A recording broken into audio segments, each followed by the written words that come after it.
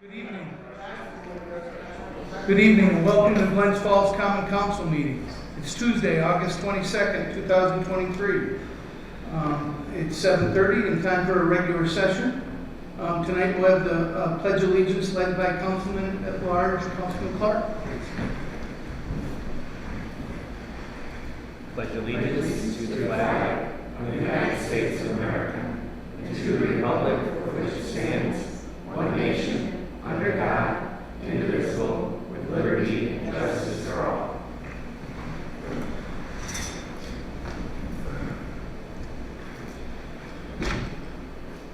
We'll open the Common Council meeting with public comments. Before we do, we have a presentation here from Christy Moore from Glens Falls School District to address the council about chronic absenteeism. Christy. Thank you. Is it okay if I just stay down here? Oh yeah, please. I can't hear you. All right. Can I talk? Here we go.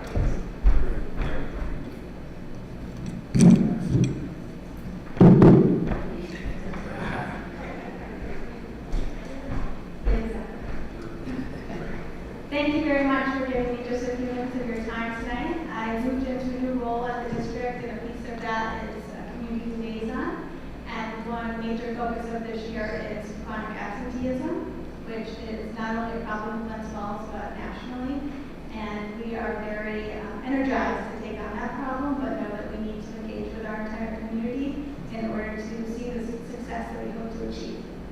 So I just wanted to share with you tonight some of the data we have, and some ideas that we have for ways that we can work together to combat this problem.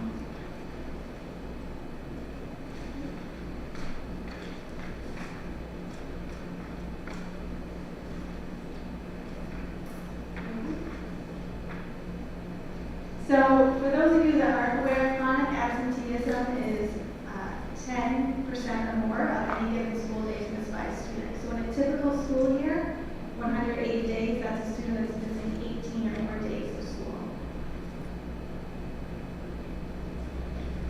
And here you'll see what our statistics are right now. For the previous school year, we had 26% of our students falling in that category. Within that 26%, 19% of our students fell in tier 2, so that's between 18 and 35 days, and 140 students missed more than 36 days of school, which is a significant number. Nearly 1 in 4 students are chronically absent in Glens Falls, and that does align to the national numbers right now. We've seen chronic absenteeism double across the country as a result of COVID.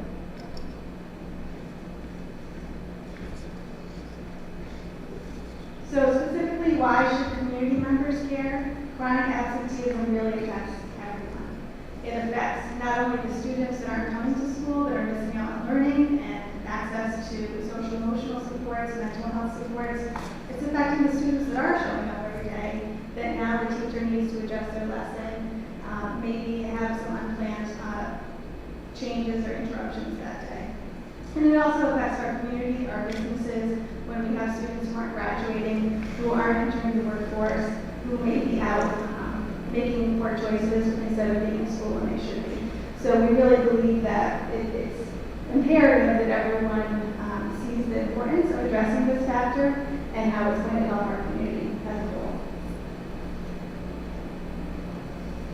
We spent the summer really digging into who each and every one of those students are, and doing our best to make a connection with them and to find out what their stories are. And what we found out is there's no single story to chronic absenteeism. There's a lot of valid reasons for why students aren't coming to school, and now we're working on how we're going to address that and meet those students where they are.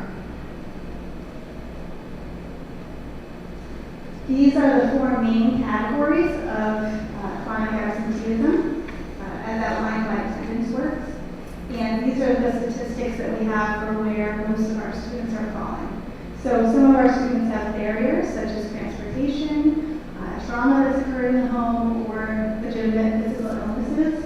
Some of them have an aversion to going to school, whether it's anxiety or they're dealing with some peer conflict, whether it started at home or on social media or in school. They're still feeling like they don't want to go into the school or face those students. A lesser number of students are exhibiting disengagement, just boredom. Some of our high schoolers and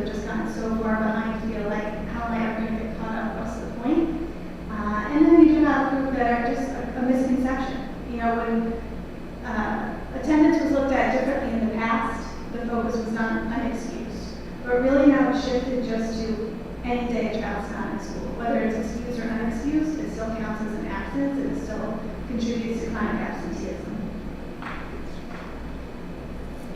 For the next few slides, we mapped out our chronically absent students and where they live in relation to each of their schools. We found this information to be interesting to look at and to consider for those parents that don't drive, how far that is for the students to travel. Thankfully, we do have the support of the city with our crossing guards to help our students get safely to school, but it is a long walk for some of our students.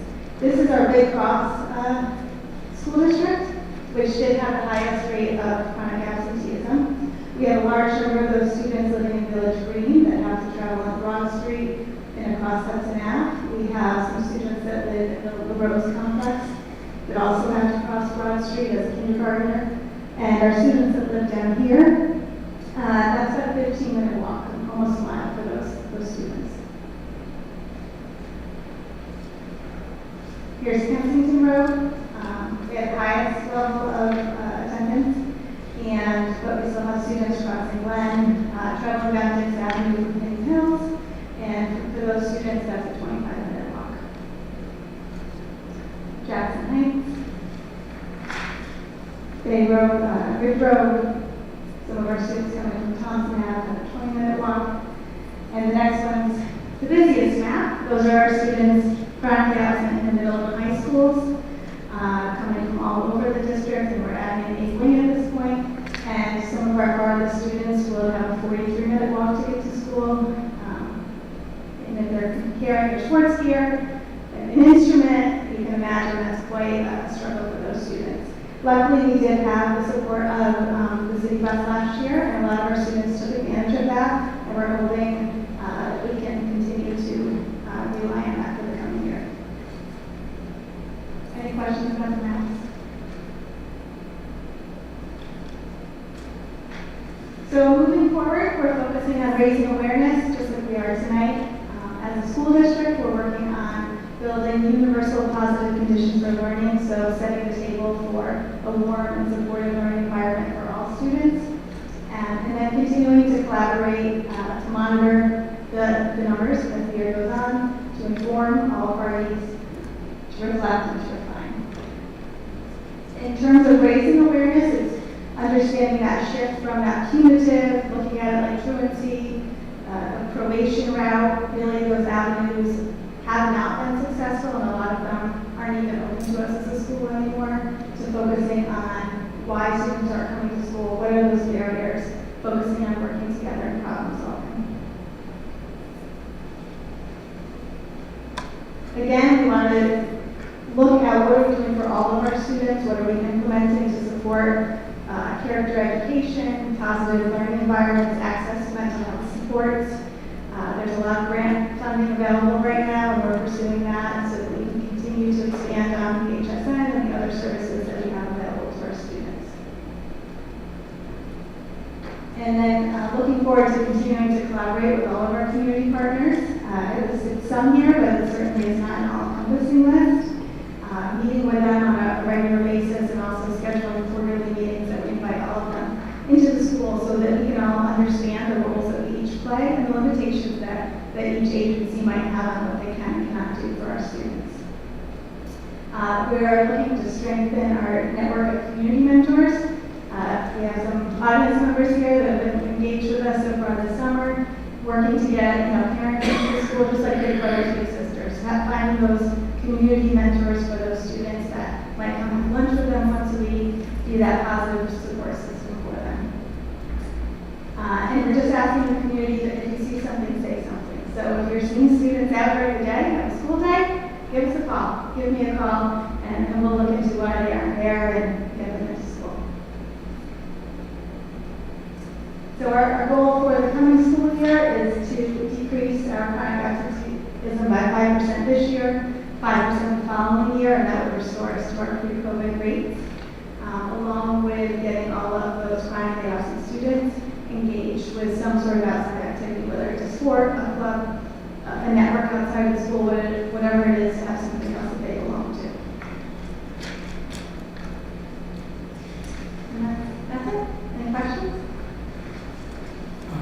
Christy, can you tell me, you had showed us the maps with, first of all, thank you. Thank you for coming to me. Appreciate it. You had maps with, showed where the students live that experience chronic absenteeism. And you talked about their distance that they could have to walk from some of those farther locations. Are you finding a correlation between students that are walking to school and absenteeism? Yes. So as we reached out this summer to families, there's definitely, I can't give the exact statistic, but an identified group that fell in that first category of about 35%, that transportation is a barrier. Whether the parent's car broke down, the parent doesn't drive, they don't have anybody to call when that happens. One woman I met with, she doesn't drive, she has a 1-year-old with a stroller, so if it's a snowy day, she can't push him down the sidewalk to get her 4th grader to Jackson Heights.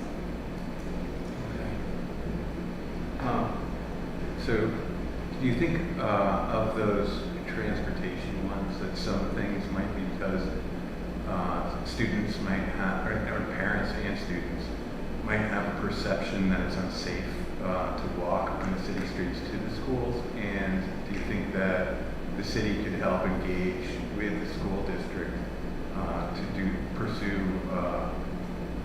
safe routes to schools as a way of addressing that?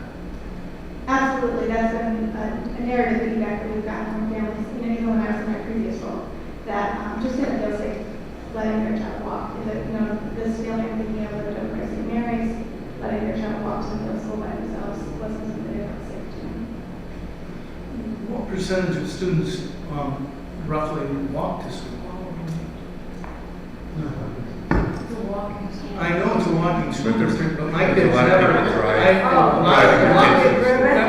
One statistic I thought that I had heard was like 11%, that over 90% or just under 90% of students were getting transportation by their parents. It's one of the reasons we've had such traffic issues at the different schools, right? And do you have any idea? I know the traffic study was just completed. I think it's getting presented in the coming week or two. So I think we'll have more information on that. And would the school district also think of a solution?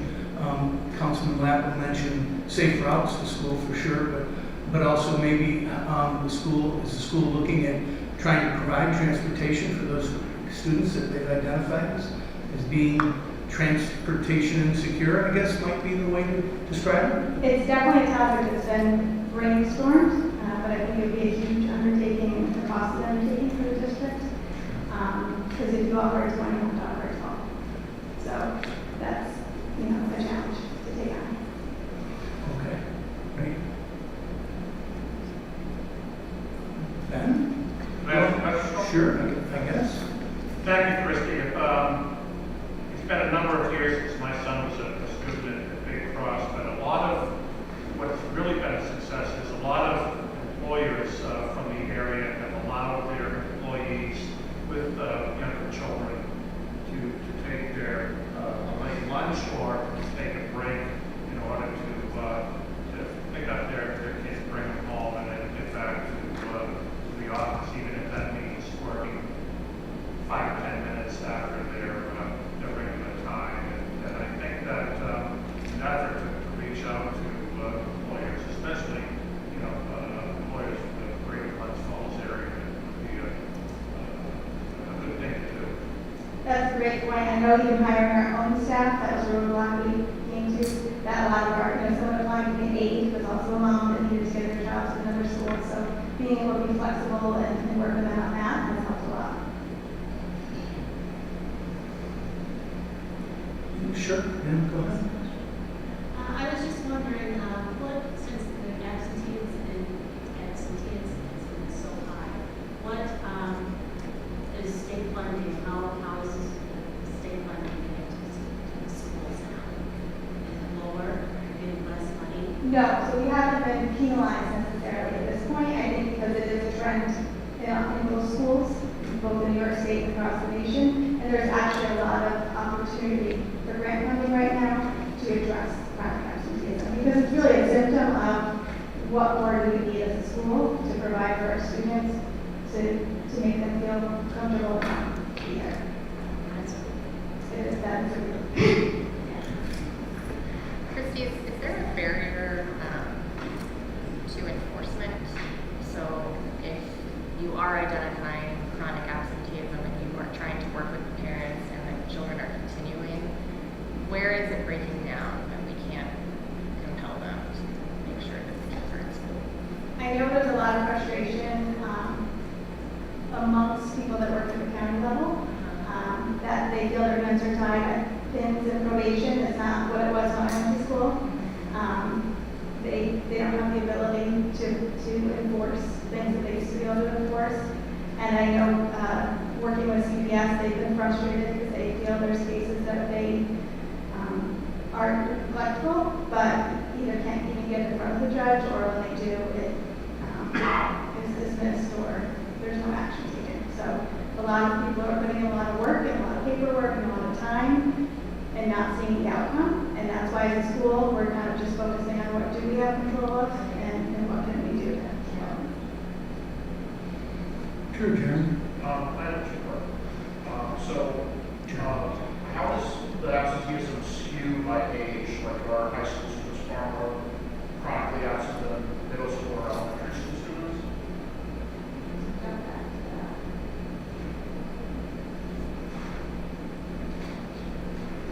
So if you look at all elementary students, 23%, broken down by elementary school, our Big Cross has 33%, Jackson next in the middle, Kensington is the lowest.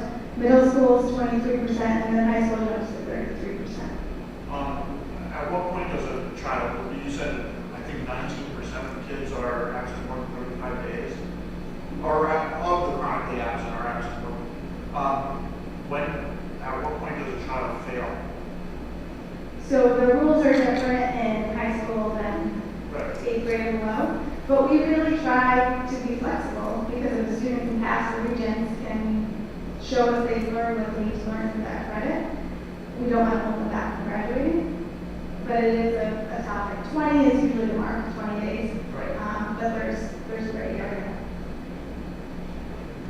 So in the high school, is there a problem with accountability because they pass the tests? Like, I was that student. I have 3 kids about to go into the school district. And I was definitely that student. I could have not gone to school ever and passed the regents. But if there's no consequence for being chronically absent, is that an issue? And again, I think it's about case by case. I was also that student. I had 20 absences my senior year of high school. I was superintendent and had the same story to tell. So it's about how are we engaged and are we being successful citizens and looking at each child. And if they're not coming to school, what are they doing? Our athletes, need to be there. If you're participating in the school play, you need to be there. So that's why we also want to kind of put them into those other extracurriculars as well. But also getting creative. That maybe the typical school day isn't what every child needs right now.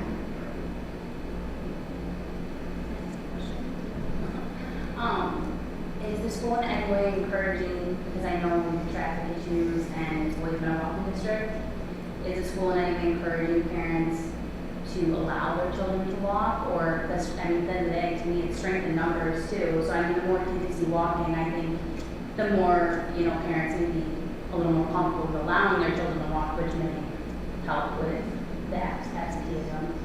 I went to Glens too, and we walked, no matter what, But there was a lot more kids walking, so it was always like, no matter where you were, if you were at least relatively on time, you saw other kids, and I just feel like maybe it's a safer environment, the more kids that walk too. I know some other communities have looked at what's called like a walking school bus and having community members that kind of help organize that.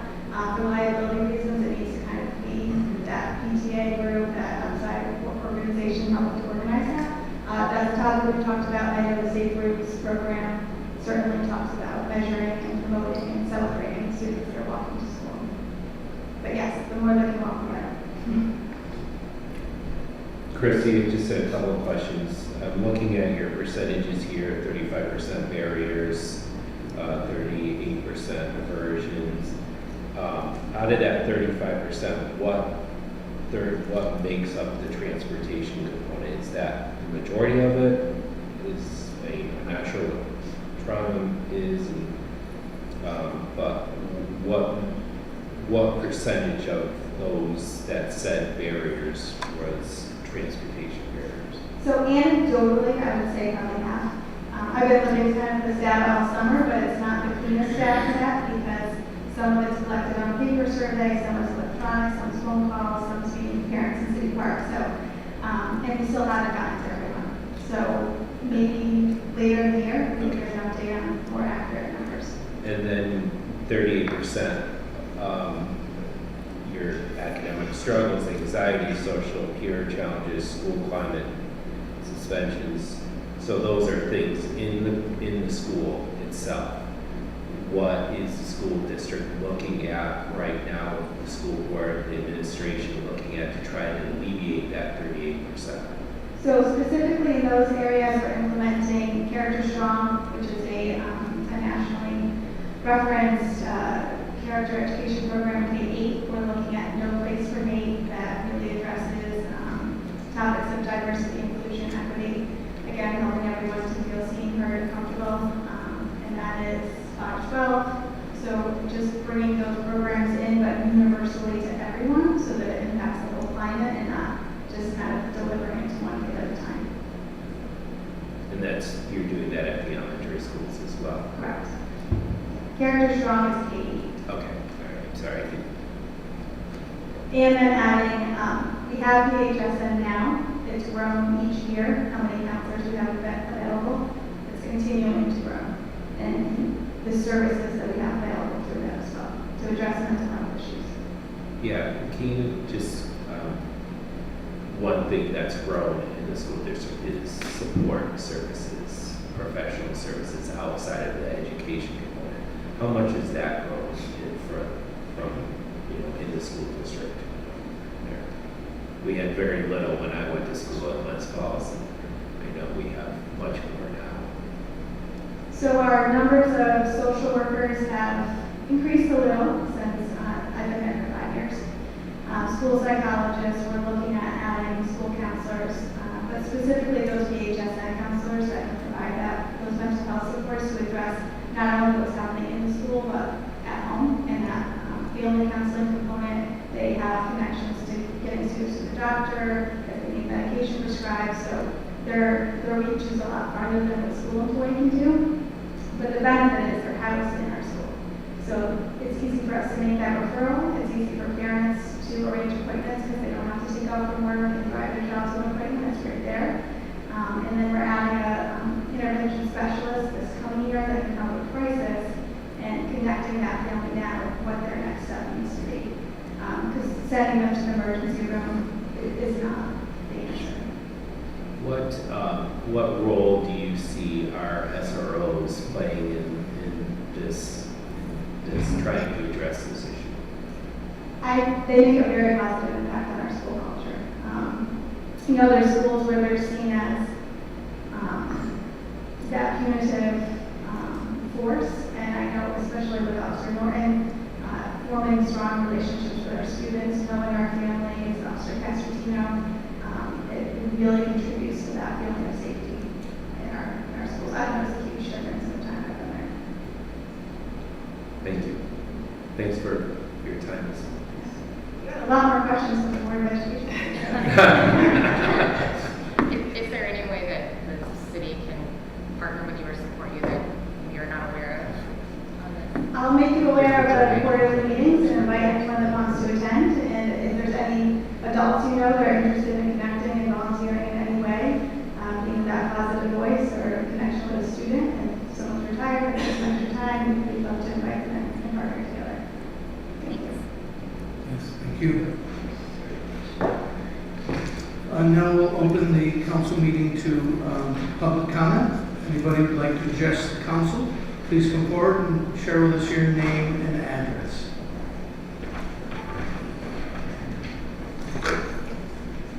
It wasn't.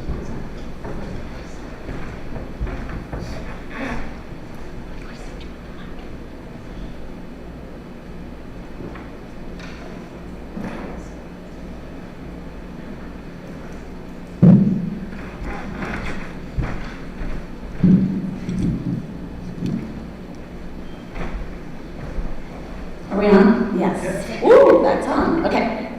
Thank you. Good evening. I'm Claudia Bramer. I am a resident of the city in the 3rd Ward, and myself, along with a few other crew and some young people, are here to support Dr. Diana Palmer. I want to say this is a sensitive topic, and I'm going to try to address it as diplomatically as possible. But I can say that I have experienced a lot of what she is experiencing at the county, and it's been very difficult. And I know this council has often worked very well together for years and years and years. And so I would like to see that continue. And I feel like it's appropriate to say something at the council meeting because I am very concerned about what was happening. You know, I really appreciate Dr. Palmer's ability to express her opinions and raise questions about what is happening, raise her concerns to this council and to you, Mayor, about her positions on certain things. And I definitely think that healthy debate is important for our government to work properly, to function, and to have really the best decision-making possible. So, you know, I'm just frustrated and a little disappointed when I hear things like her concerns are being flatly dismissed and calling her questions asinine and silly is, to me, really disappointing, and it's not appropriate. I would like the council to ensure that future debate continues to be encouraged and that concerns and questions are embraced and that they are not met with disdain by members of this council. Thank you. Thank you. Any other would any other public member like to come up for public comment? Seeing none, we'll move to committee reports. Councilman Clark. The council had a mid-year budget review of DPW and water and sewer budget tonight. Heading into coming up our review for our next year's budget. So we'll continue to look at our expenses and our revenues and try to make the best decisions possible with the city's taxpayers' money. Thank you. Councilman Donahue, committee reports. Statement for sustainability. Yeah, for your committee.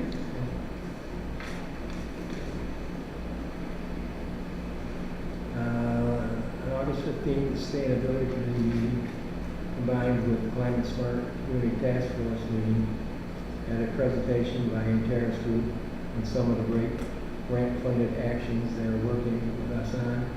They have submitted the draft of the greenhouse gas inventory to the city's government operations and are nearly complete on a community-wide GCG inventory. The committee would make these available to the council members once we have received both drafts.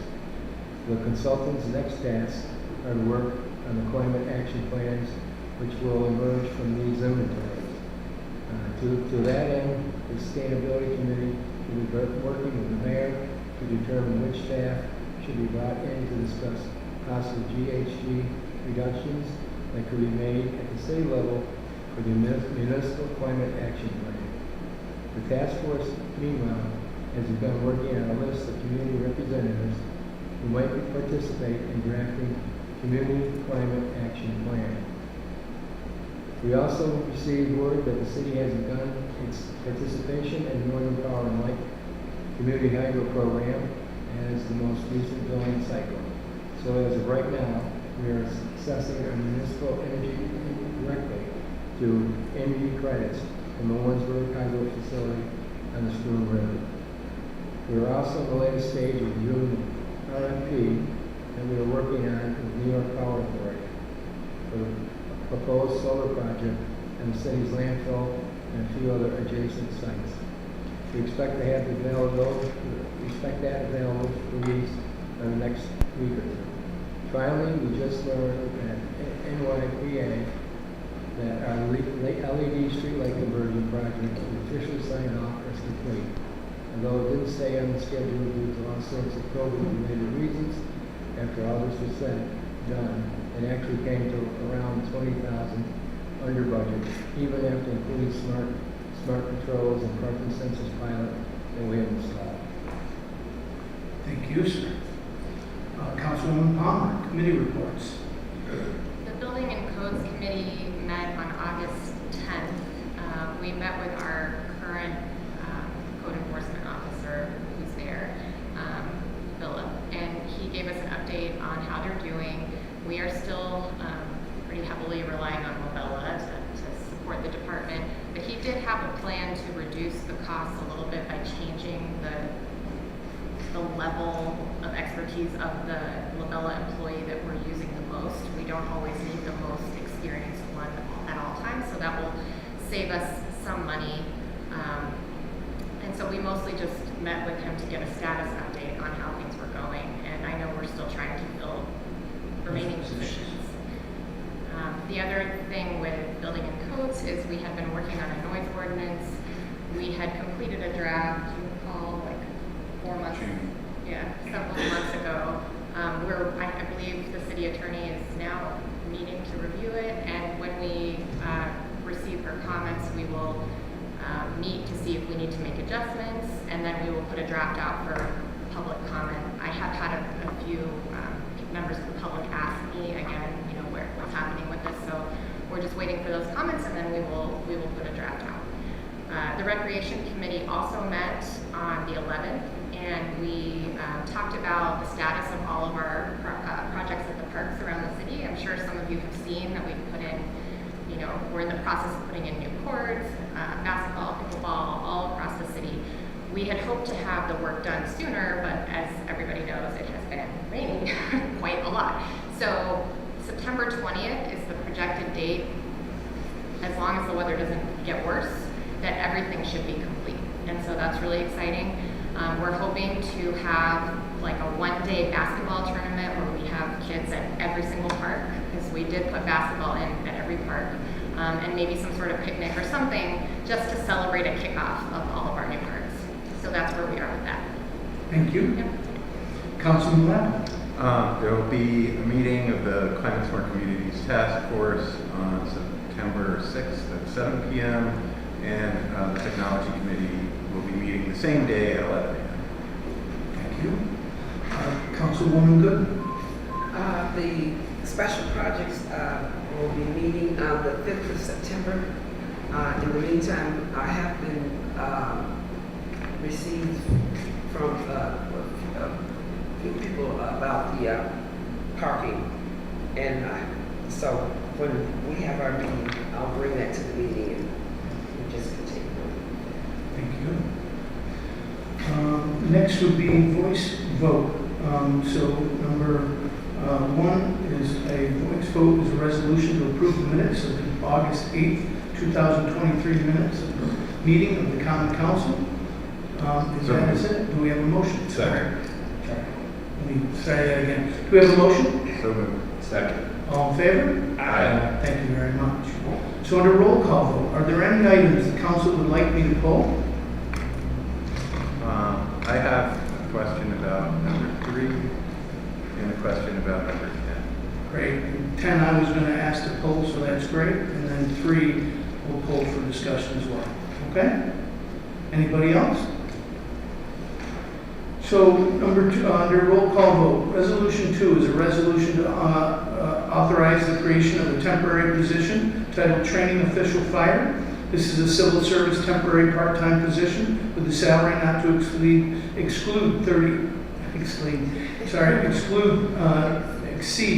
$35,000. It will be to assist in the training and development of the deputy fire chief. 3 is pulled. 4 is a resolution to approve the award bidding bid CGF 23-09 RAS pump replacement with Adirondack Mechanical in the amount of $77,985, and authorize the mayor to enter into a contract approved by the city attorney. 5 is a resolution to approve the City of Glens Falls Community Development manual payments in the amount of $33,370. 6 is a resolution to approve the Community Development Rehabilitation Application number 2022-16-003 in the amount not to exceed $30,000. 7 is a resolution to decrease budget line A34012-1000 personal services by $40,000 and increase the budget line A34012-4487 other contracted professional services by $40,000 to fund for Lobella Associates continued support of the Building and Codes Department. 8 is a resolution to approve the second installment under the health insurance stipend for 2023 for union and non-union employees who elect not to enroll in the City of Glens Falls health insurance program as defined in the CSEA, PBA, and IAFF contracts. 9 is a resolution to approve mobile food unit license application from Patrick Pepino, DBA Ben & Jerry's Saratoga, to operate a mobile food unit from September 21st to the 24th for the Adirondack Balloon Festival in Crandall Park. 10 is pulled. 11 is a resolution to retroactively approve an encroachment permit as approved by Mayor Collins on August 14th for Chris Safone, owner of 101 Bay Street, Glens Falls, to have IBS Septic and Drain Service Inc., 2 Lower Warren Street, Queensbury, New York, and to road cut from the middle of the road on Fulton Street to 101 Bay Street to replace the existing sewer line from August 7, 2023 through August 8, 2023, with the understanding that the area is to be cordoned off to allow for pedestrian access on the sidewalk per PROAG regulations. 12 is a resolution to retroactively approve an encroachment permit as approved by Mayor Collins on August 10, 2023 for National Grid to expose a gas main for new service to 53 Bush Street, Glens Falls from August 10, 2023 through September 1st, 2023, following the city engineer's guidelines. 13 is a resolution to approve an encroachment permit for Downtown City Tavern, 21 Elm Street, Glens Falls, with a favorable advisory opinion from Glens Falls Planning Board at the August 1st, 2023 meeting to place a temporary 20 by 30 foot tent with anchors in the Downtown City Tavern's permitted patio area, and an agreement that if requested by the City of Glens Falls that the tent and anchors will be removed within 5 days' notice from August 23rd, 2023 through May 31st, 2024, with the understanding that snow removal from the area will be Downtown City Tavern's responsibility. And also, the encroachment permit with the yearly renewal is attached.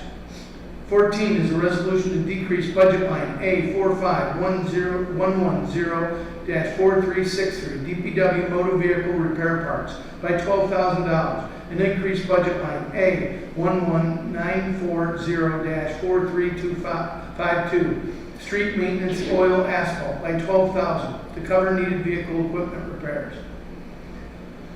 15 is a resolution to retroactively approve encroachment permit as approved by Mayor Collins on July 9, 2023 for utility construction specialist, 15th Street, Agnes Highway, Cohoes, New York, for working for National Grid to replace 5 damaged manholes as follows.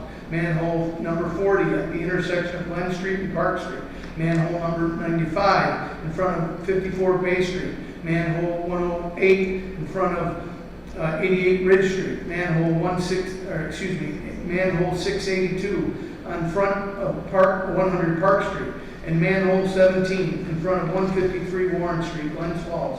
The work will also include the grading and restoration of the aforementioned locations from July 17th through August 11th, 2023. 16 is a resolution to authorize the mayor to enter into separate contracts with Bunkoff Construction and Clune Electric for construction services related to the completion of Glens Falls Market Center, a project funded in part by grants provided to the city through the Downtown Revitalization Initiative. 17 is a resolution to approve the warrant. Do we have a motion for a roll call vote? So moved. Do we have a second? Second. Roll call vote, please. Councilman Archibald? Yes. Councilman Diamond? Yes. Councilman Corner? Yes. Councilman Apple? Yes. Councilwoman? Yes. Thank you very much. Resolution 3, I believe we told. Yeah. Go ahead, Councilman. Looking at this is a particular point of confusion for me, and I saw Jeremy had sent something back on this, like 4:30-ish. Yeah, I forwarded it from, yep. Yeah, okay, yeah. Sure. So I didn't have time to research it, but my understanding was that when we're doing reconstruction of road surfaces, that we're supposed to look into what this would be for, in terms of as a complete street. So this is also, this road is Shermantown, is a direct route that we're taking people from the bike trail and sending them down this road to connect up to the feeder canal trail. And it's, it's kind of dicey down there now, and there isn't any sidewalks, there isn't any shoulder. So when we're doing this 20,000 repaving, thought it would be a great opportunity for us to look at this basically from a bicyclist's point of view, with the trail down there and pedestrians walking down there. It's not really a residential area, but it's a large recreation piece, with it being the feeder canal trail. Absolutely. And so in his letter, he explains that this is not a repaving in the sense of we're not doing any milling. It's basically patching and just doing enough to get us from to make it safe to continue to use. We will be doing a full reval of the building, like to redo the stormwater, and we probably should at that point look at expanding this road to get shoulders for exactly what you're talking about. It's too small right now as it is, but this would be one road which I would agree with you that probably should be expanded as much as we possibly can to actually put formal bike lanes. And then I would also suggest that the engineer also look at formalizing a bike lane, and that the council pass, and I'm not asking for a resolution right now, but to remove the parking on Warren from where Shermantown is to where you would turn up, I believe it's Platt Street, to get to the bike path. So incomplete, we definitely should look at that and look at the full force of complete streets, and we'll be on it. This is not that. We're not even milling. It's basically just cold patching, using money that we collected from the, I'm sorry, the name of the company on Roger Street that dug up the road, Ames Goldsmith. So we got money from them because of to do that, so that they could more safely transport their waste to our DPW. And we're remember also that right now the Finch Prime is sending a bunch of traffic down there because their bridge in front of Finch Prime is not approved right now by their engineer for their vehicles, for their heavy vehicles. So they are now, their heaviest vehicles are coming down Shermantown. So we need to do a quick fix to make sure it's safe just enough to use, but we need to do the whole street over again, including the undercarriage, and widen the street, and that's coming soon. Fair enough? Yeah, and I would agree with Councilman Lapham and the mayor. Reading Jeremy's email, I think he agrees also with you, Councilman.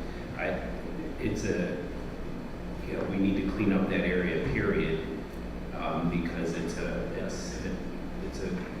biking is a great tourism destination point. We certainly want to make it safe, and we want to make it appealing to our tourists and to our residents that travel there. So I agree with you 100%. We do need to do something better. We definitely need to, if we're going to do bike lanes and separate bike lanes out, we're definitely going to have to widen that road up. So, to accommodate the truck traffic as well as keep the bicyclists and pedestrians safe. So, thank you for bringing that up, Councilman. Any more conversation? We have a motion to approve resolution number 3, a resolution to authorize the controller to decrease the general fund balance by $20,000 and increase budget line A4511 0-4363, street maintenance, oil asphalt by $20,000 to repave part of Shermantown Road. These funds were added to the general fund balance from fees collected and street openings. So moved. You have a second? Second. Roll call vote, please. Councilman Clark, Yes. Councilman Donahue, Yes. Councilman McCollum, Councilman Radcliffe, Yes. and Councilman Good. Yes. Thank you. Resolution 10 is a resolution to approve an encroachment permit for Lorella's 21 Bay Street. What's most notable about this, and I'll open it up for conversation, is that they do not have their application was not, doesn't have a positive opinion from the planning board. The reason, if I understand it correctly, is that we put it on the planning board's resolution 3 months in a row, and the applicant failed to appear.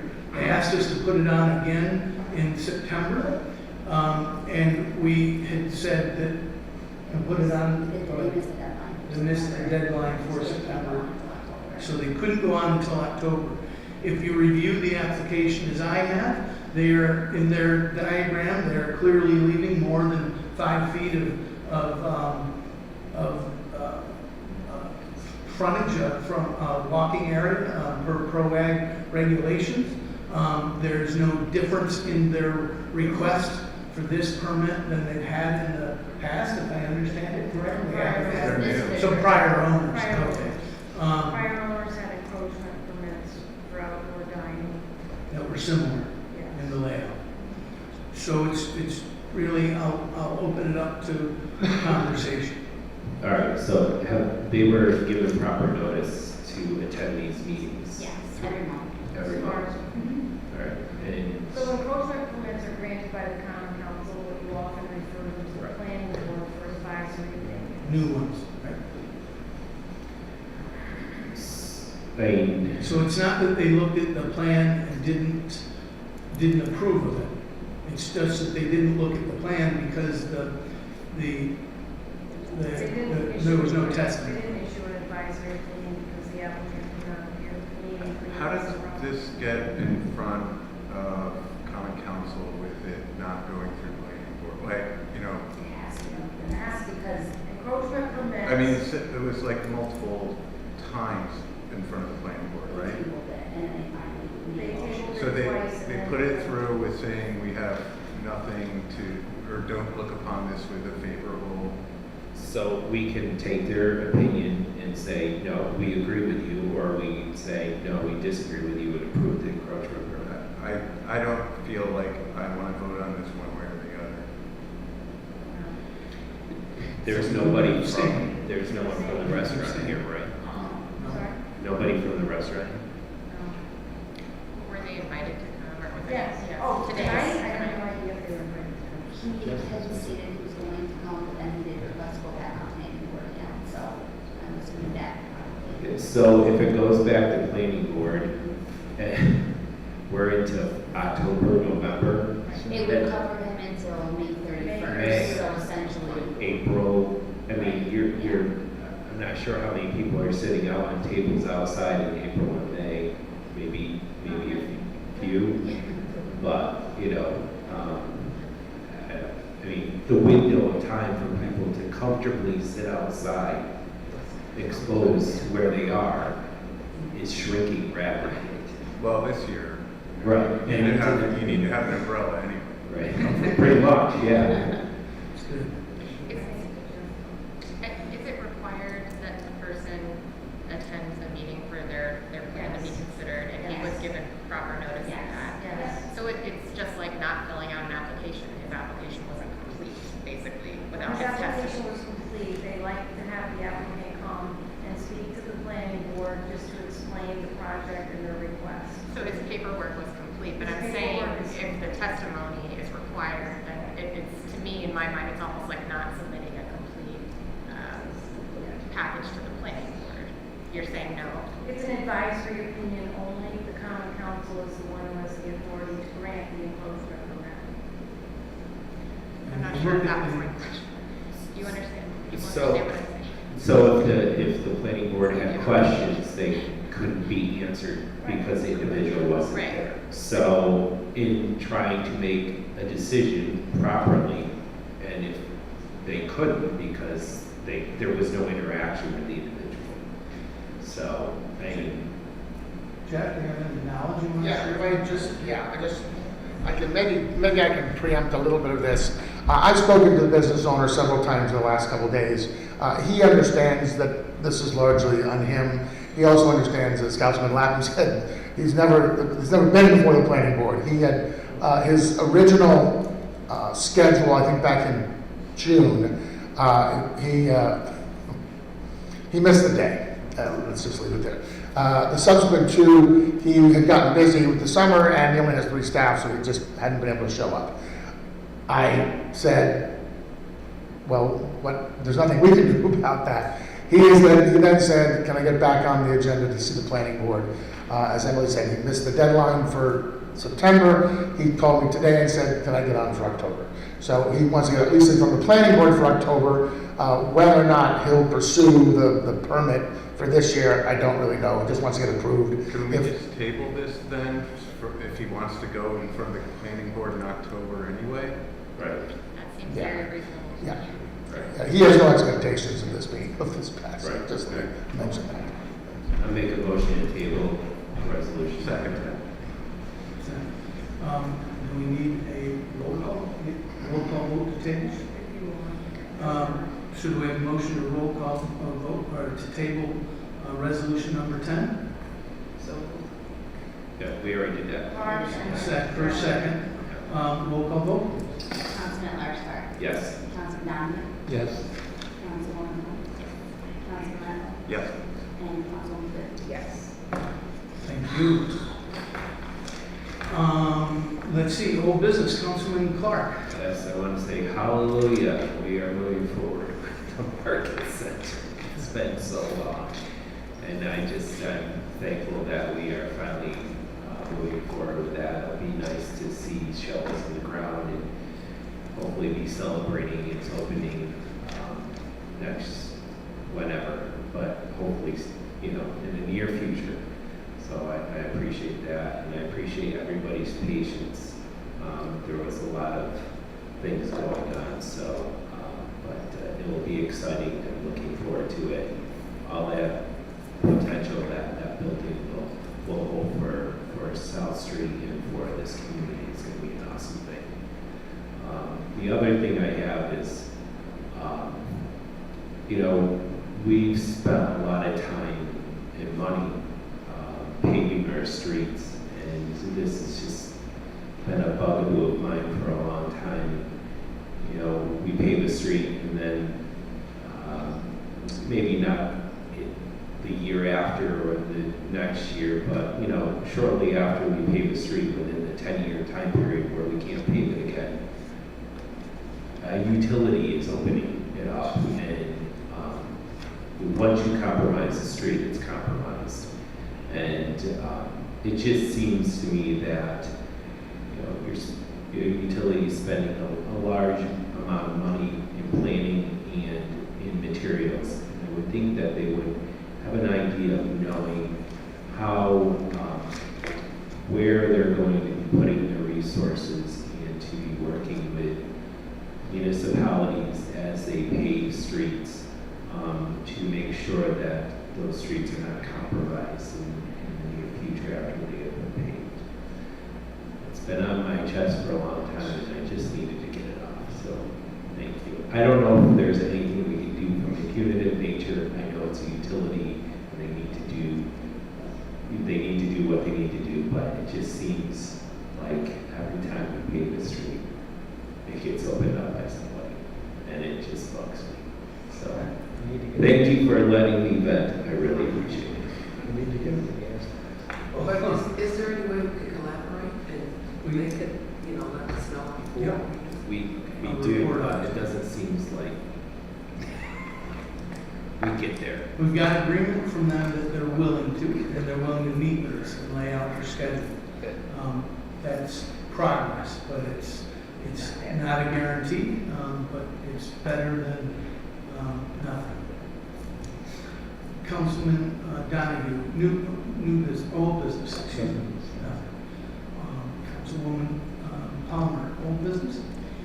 I know I probably sound like a broken record, but I want to ask again about the truck route. I asked about it several times, and the last time I asked, I think we determined that there is a state-rated truck route, but that we said we could customize it to the needs of our city if we wanted to, and I was hoping that we could just get that process started so that I can report back to the constituents who keep calling me regarding it. And we do have signs on it. So Me like, too. yeah, so there is like some truck route that's been established, so. And I brought it up, so the Board of Public Safety and the police chief, and so I will follow up for you, try to get you something from you. Is that to address the man board of public safety? Well, I'd like to at least Traffic, that's their help purview. us to solidify and first have their suggestions of what might need to be added. And I can't guarantee we'll get it all done, but I hope I'll bring it back to you this council meeting next meeting time. Thank you. Councilman Lapp, old Nothing, business. nothing. Councilwoman Goodman, old business. I just want to report and thank the Glens Falls School System trustee. She's wonderful. And NAACP for the barbecue. It actually turned out to be a good turnout, and it's something that we're going to continue. But I just wanted to thank everyone for their support, and just to know just how important it is for the parents to be there for their children. I didn't realize the big issue it was, but we're getting there, and I was just very happy with the turnout. So thank you all for your support. Was that called School of Food? Nope, that was the next Oh, day. that was the next That was day. the next day. Okay. Thank you. New business, Councilman Clark. I have no business. New business, Councilman Dunning. Councilwoman Palmer.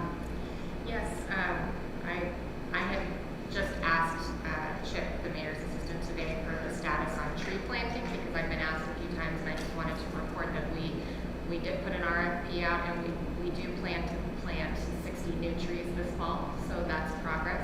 I know that we also have applied for some funding for tree maintenance and planting in the future, so we are continuing to move forward on that. I also wanted to note that Supervisor Bremer and I will be holding a Third Ward Community Forum on August 30th at 6 p.m. It will be in the Travelers Building on the second floor. There's a conference room there called the Adirondack Room, so you'll have to go up the elevator to the second floor, and then you'll see signs there. So we hope that you will attend. How are they getting in? We let them in. We have someone Okay. there. Just like the same when you go to Security get blood leaves there. at 6. I know. I've been holding various events at night, and I just have to have someone stand at the door. It's not 6 o'clock. Yeah, 6 o'clock. Yeah. I also want to thank Supervisor Bramer for her comments, and I appreciate the people who have come out and the people who have reached out with their opinions. And I want to say that I share her hope for us to be able to engage in healthy debate and discussion.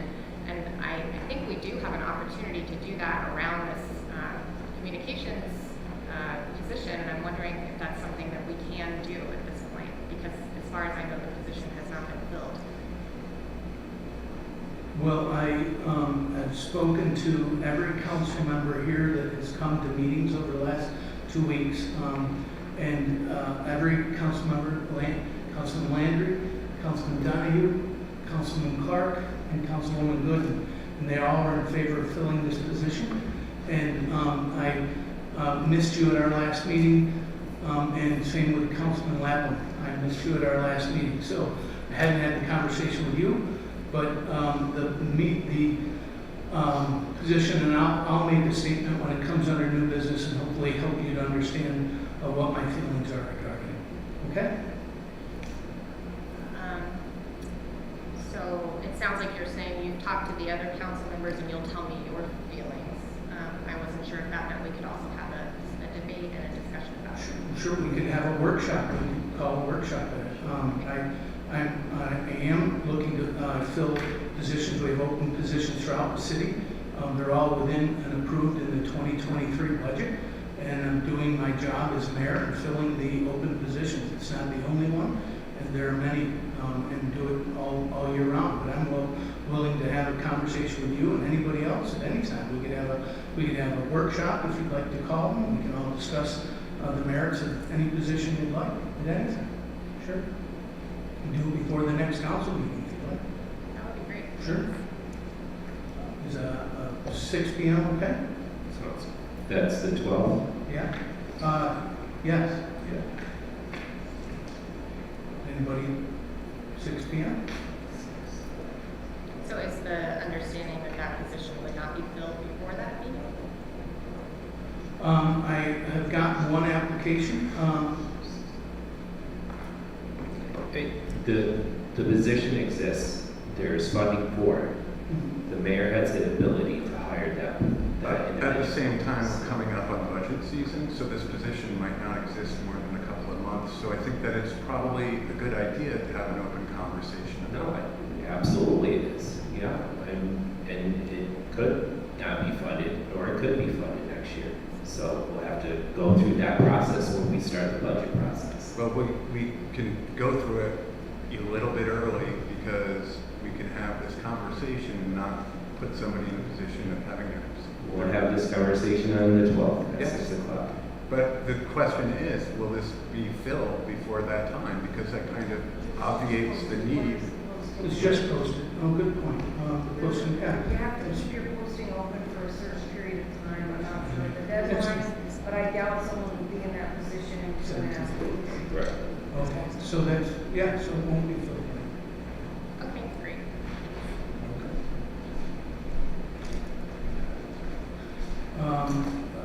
Let's see, new business, Councilman Lappin. Nothing to report. New business, Councilwoman Gooden. Open up to, so I've got some new business for you. So I wanted to make an announcement to the council that Jeff Perna, who served as the chair of the Zoning Board of Appeals, has accepted a position outside of Glens Falls. I believe he's moving with his family. He regrets to tell me that he's resigning as the chairman of the board. I will be meeting with our attorney and a potential one of the members to consider that member as acting as chair. There will be an opening if anybody has anybody that they know would be interested in being considered for a position on the zoning board of appeals. Please forward me their information for my consideration. I wanted to hand out some information from Stewart's. The attorney for Stewart's has purchased Stewart's on Glen, Sherman, and Washington. Glen, Sherman, and Washington. They purchased the parking lot that was behind their thing. So 1, 2, 3, we can pass that down that way. 1, 2, 3. Sorry, 2. This is a letter from attorney for Stewart's asking for to come and do a presentation in front of you, the common council. So I'll schedule them on the next common council meeting, just to do I don't know if we call it a workshop or a public presentation. They'd like to talk to you about this before they, if the council decides to allow them to rezone, then they would have to go in front of the planning board for a zoning, Come back. Sorry, go ahead. Want to help you with it? Yep, so they're looking to come and just give information about their request to rezone the parking lot parcel behind the Stewart's on Glen, Sherman, and Washington. It would require a change in zone. If the common council thinks that they want to look in favor of it, we would then schedule a public hearing and follow it up with a resolution for the rezoning.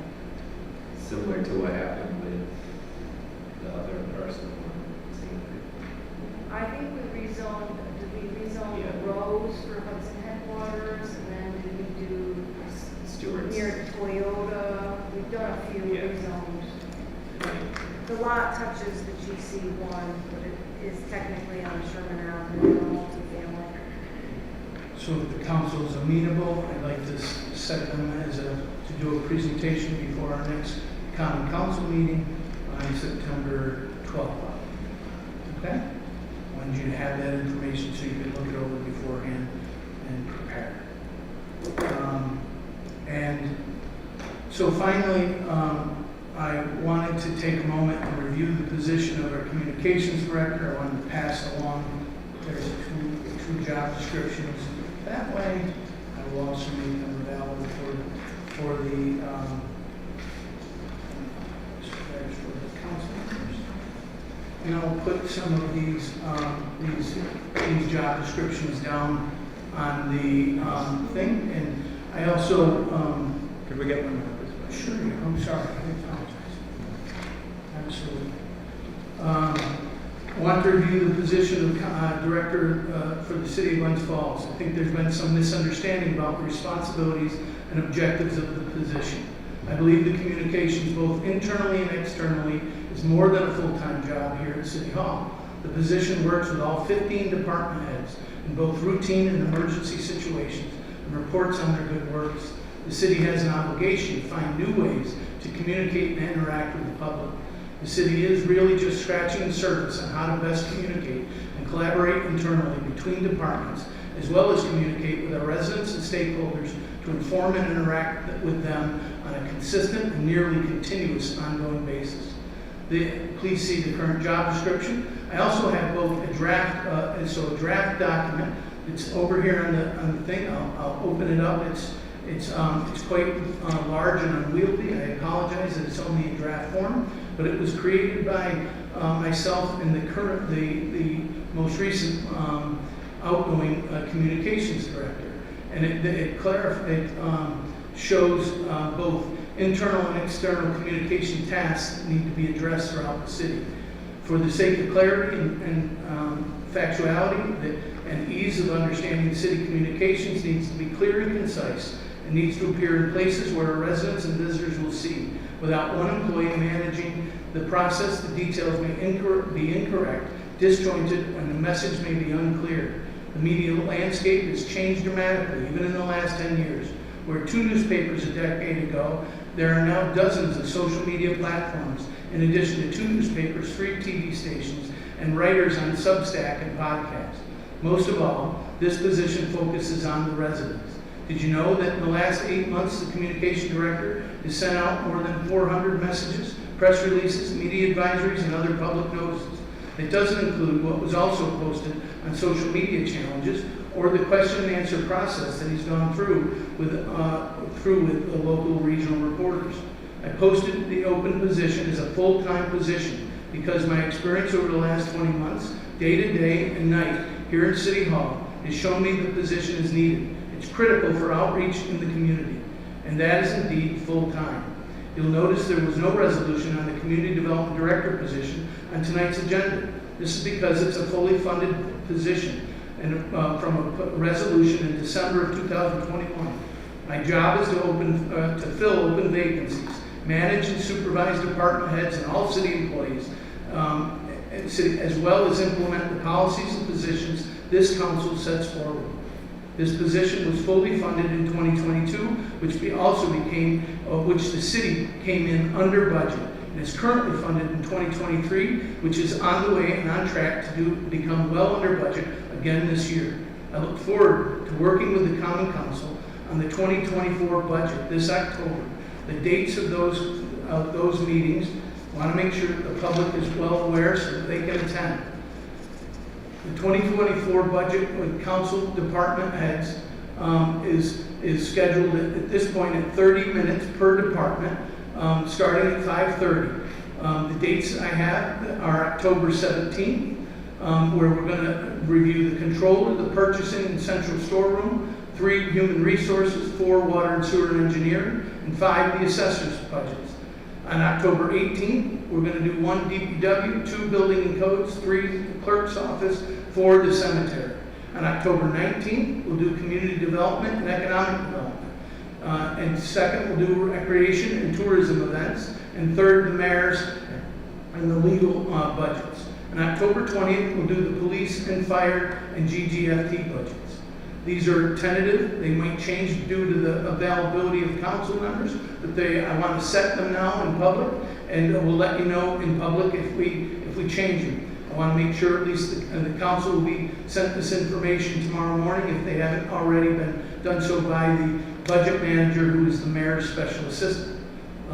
So again, they may change. These are the meetings. We also had a budget meeting tonight, and we'll have it, I believe, even though we just made a workshop to talk about the communications director, we will be having the water and sewer budget, the water and sewer superintendent and the new deputy controller come back and meet with us soon, because we want to make sure that we finish the conversation. The meeting went long for DPW's review.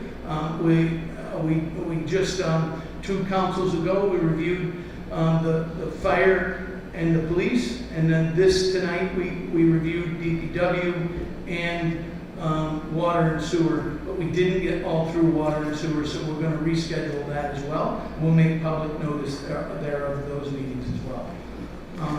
Open the meeting back up to public comment. Is there anybody who'd like to address the council? Please come up, state your name and your address, and address the council. Not seeing anyone, I'll accept a motion to adjourn. So moved. All in favor? Aye. We are adjourned. Thank you very much.